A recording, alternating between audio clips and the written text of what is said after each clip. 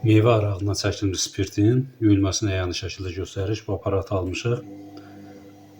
Nasos təqribən 1 dəqiqədə 1 litri vura bilir. Karteş isə bir dəfiyə 50 litr spirt təmizləmə gücünə malikdir. İçərisi aktiv karbondan doludur. 50 litrdən sonra bu tüpü dəyişmək lazımdır. Çünki bir müddətdən sonra o özdə çirklənir.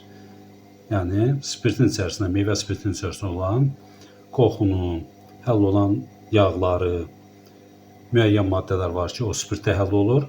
Bunu tamamilə burada ayırır. Buna adsorpsiya deyilir.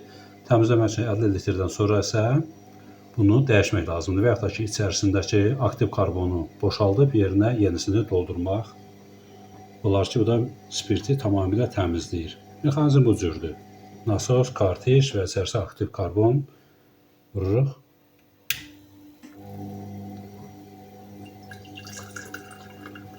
Bulandıq spirtdir. Bura gələnsə tamamilə bərraqdır. İçərisindəki maddələr tamamilə təmizlənir.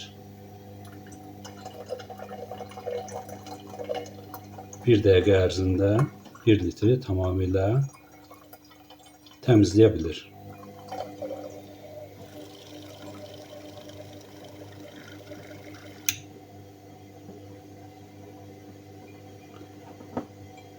Biz 1 litr üçün göstərdik. 20-30 litri bir dəfiyə təmizləmək mümkündür. Karteşin gücü isə 50 litr üçün nəzərdə tutulubdur.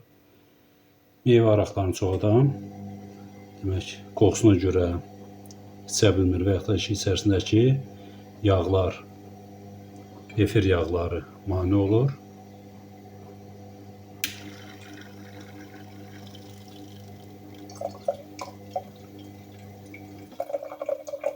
Bu cür təmizləmək mümkündür. Fərqi gördük. Tamamilə bərraqlaşır.